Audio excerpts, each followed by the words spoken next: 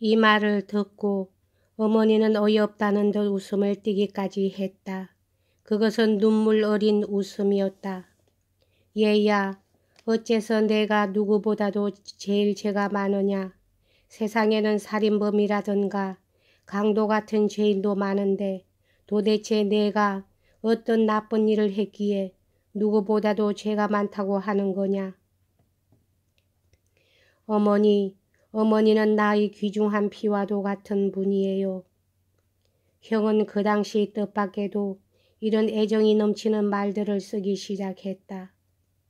어머니, 내 사랑, 내 기쁨, 내 피처럼 소중한 어머니, 우리는 누구나 모든 사람에 대해, 모든 일에 대해 죄가 있는 거예요. 뭐라고 설명해야 좋을지 모르겠지만 그것이 사실이라는 것을 나는 괴로울 정도로 느끼고 있어요. 우리들은 이제까지 살아오면서 어째서 그것을 모르고 화를 내곤 했을까요? 이렇게 형은 점점 강한 감격과 환희에 휩싸여 매일 아침 사랑이 가득 찬 마음으로 잠에서 깨어나는 것이었다. 의사, 늙은 독일인으로 에이젠 슈미트라는 사람이었다. 의사가 오면 형은 곧잘 농담 비슷이 이렇게 묻기도 하였다.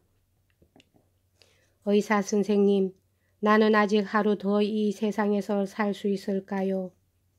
하루라니, 아직도 여러 날 더 살 수 있을 거야 하고 의사는 대답했다. 아직도 몇 달은 아니 몇 년이고 더 살 수 있단다.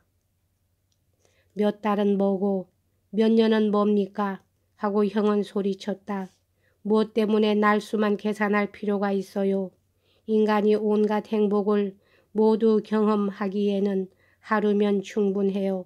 그런데 여러분, 어째서 우리는 싸움을 하고 서로 무안을 주고 서로 남에게서 받은 모욕을 마음에 품고 있는 것일까요? 그러느니 보다는 차라리 뜰로 나가 산책을 즐기기도 하고 서로 사랑하고 칭찬하고 키스라도 하며 우리들의 삶을 축복하는 것이 좋지 않을까요? 댁의 아드님은 오래 갈 것 같지 않군요.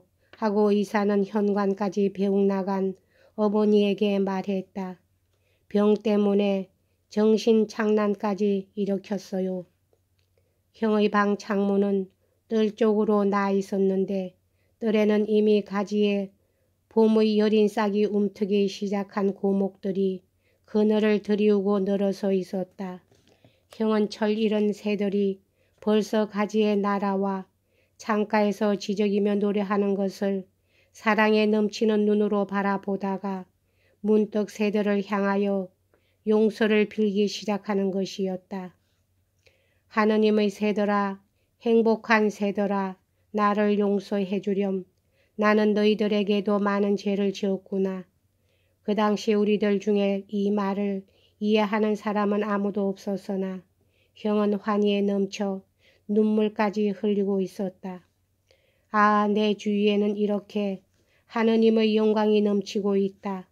새들과 나무와 풀밭과 하늘. 그런데도 나만이 홀로 지옥 속에 살면서 이 모든 것을 더럽히고 그 아름다움과 영광을 모르고 있었구나. 얘야, 너는 너무 지나치게 자기에게 죄를 뒤집어 씌우고 있어. 하고 어머니는 울면서 말했다. 어머니, 내 소중한 어머니, 나는 슬퍼서 우는 것이 아니라 기뻐서 우는 거예요. 어머니에게 뭐라고 설명할 수는 없지만 내가 모든 사람에 대해 죄인이 되는 건 내 자신이 그것을 원하고 있기 때문이에요. 나는 어떻게 하면 모든 사람을 사랑할 수 있는지조차 아직 모르고 있는 형편이니까요. 비록 내가 모든 사람에게 죄가 있다고 할지라도 그들은 모두 나를 용서해 주지 않습니까? 이것이 바로 천국이지요. 지금 난 천국에 있는 게 아닐까요? 이외에도 여러 가지 일들이 있었지만 나는 일일이 기억하고 있지도 못하거니와 여기 기록할 수도 없다. 그러나 한 가지 이런 일이 있었던 것이 기억난다. 어느 날 내가 혼자서 형의 방에 들어가 보니 마침 형 밖에는 아무도 없었다. 맑게 개인 저녁 나절이어서 기울어진 태양이 비스듬히 방 안을 가로질러 빛을 던지고 있었다. 형이 손짓으로 나를 불렀으므로 나는 그 옆으로 가까이 갔다. 그러자 형은 내 어깨에 두 손을 올려놓고 감격 어린 사랑스러운 눈으로 내 얼굴을 들여다보는 것이었다. 형은 아무 말 없이 1분가량 나를 그렇게 보고만 있다가 마침내 입을 열었다. 자, 그럼 이제 나가서 놀아라. 부디 내 목까지 살아주렴. 그래서 나는 밖으로 놀러 나갔지만 그 후 일생 동안 몇 번이나 자기 대신에 살아달라고 하던 형의 말을 눈물로 회상하곤 했다. 그 당시 우리들에겐 잘 이해가 되지 않았으나 그 밖에도 형은 경탄할 만한 아름다운 말을 많이 남겨놓고 갔던 것이다.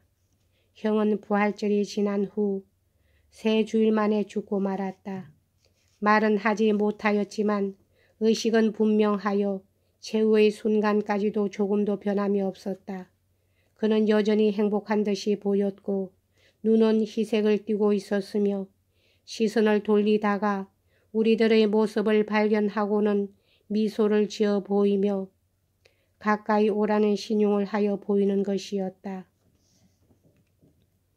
이 때문인지 읍내에서는 형의 죽음에 대해서 많은 소문이 퍼지기까지 했다. 이런 일들이 그 당시 나의 마음에 깊은 충격을 주었으나 그렇다고 그다지 대단스런 일은 못 되었다. 나는 물론 형의 장례식에서 몹시 울었다.